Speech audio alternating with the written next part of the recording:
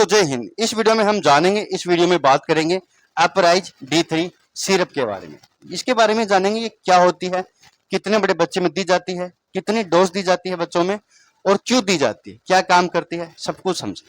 देखिए अपराइज ना एक एल्केन कंपनी का ब्रांड आता है। ये पीने की सिरप आती है जो बच्चों में चलती है और पीने एक खाने का कैप्सूल भी आता है जो बड़े लोगों में चलता है।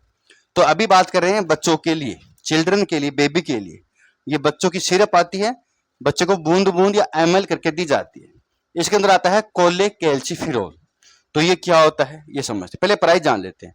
ये ना आपको अगर छोटा चाहिए 30 ml में तो करीब करीब 80-90 रुपए का आसपास मिलेगा।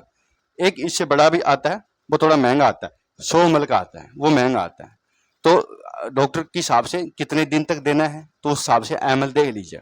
कुछ दिन के लिए देना है तो 30 ml बहुत है, थोड़ा लंबा देना है तो 100 ml ले लीजिएगा, ठीक रहता है, सस्ता पड़ता है, डिस्काउंट भी कर सकता है मेडिकल वाला, तो मेडिकल स्टोर में मिलता है। इसको यूज तभी कीजिएगा जब बच्चे के जरूरत हो और डॉक्टर ने प्रिस्क्राइब किया हो, क्योंकि छोटे बच्चों के पीडियाट्रिक डॉक्टर होते हैं वो देते हैं, हड्डी के डॉक्टर भी इसको दे सकते हैं। तो समझते हैं। देखिए कोलेकेल्सिफेरॉल जो इसके अंदर आता है ना, ये इसके अंदर इतनी ही एमजी में है जितना एमजी बच्चे को जरूरत होता है। बड़े लोगों में 60,000 आयु के अंदर आता है, बच्चों में 2,000 के आसपास या फिर इससे कम हजार के आसपास, यानी 10,000 और 20,000, 2,000 नहीं 10,000 और 20,000 आयु के आसपास होता है।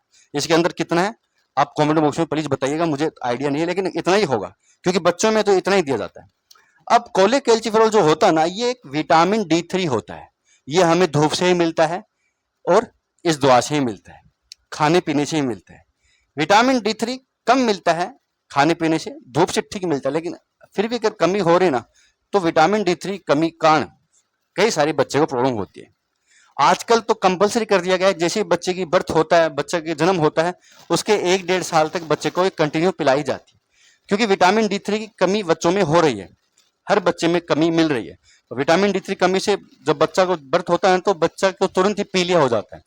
विटामिन D3 कमी से बच्चे को लीवर इन्फेक्शन होना, कई तरह की बीमारी लग जाती है, क्योंकि विटामिन D3 जो होता है ये इम्यून सिस्टम को पावरफुल बनाता है, बच्चे का शुरू में ही इम्यून सिस्टम को डेवलप कर देता है, जिससे कि बच्चे को पीलिया नहीं होता। तो पीलिया की प्रॉब्लम बच्चे को आजकल हो जाती है, तो उसको बचाने के लिए ये डॉक्टर दे सकते हैं। इनके अलावा बच्चे की अगर वीकनेस है, बच्चे का बॉडी वेट कम आ रहा है, बच्चा कम दूध पीता है, बच्चा कमजोर दिखता है, तो भी इसका यूज करने के लिए डॉक्टर बच्चे को शुरुआत से ही दे सकते हैं। इनके अलावा कुछ प्रॉब्लम हो जाती है, जैसे कि बच्चे को कैल्शियम की कमी है, बच्चे का कैल्शियम नहीं लग रहा है, क्योंकि विटामिन D3 जो होता है ना, ये कैल्शियम को एब्जॉर्ब भी करवाता है खून के अंदर, हड्डियों के अंदर।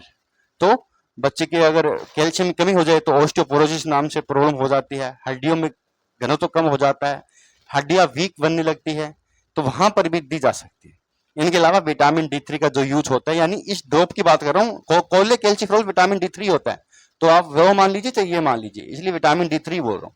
तो विटामिन D3 का यूज बीमारियों से लड़ने के लिए किया जाता है, इसलिए बच्चे को शुरू में दे देते हैं जिससे कि बच्चा बीमार कम पड़े। तो ये एक विटामिन होता है जो बीमारियों से लड़ता है, बीमार होने से कम, बच्चे को कम करता है, बीमारी से दूर रखता है बच्चे को। और थोड़ी बीमारी की अगर कोई प्रॉब्लम है कैल्शियम की, विटामिन D3 की या फिर कोई दूसरी प्रॉब्लम है तो उसके साथ भी चलाई जा सकती है।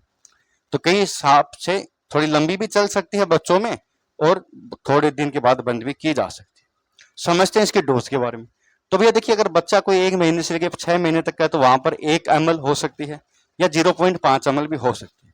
थोड़ा बच्चा बड़ा 1-2-3 साल का तो वहां पर 1 ml से लेके 1.5 या 2 ml भी हो सकती है।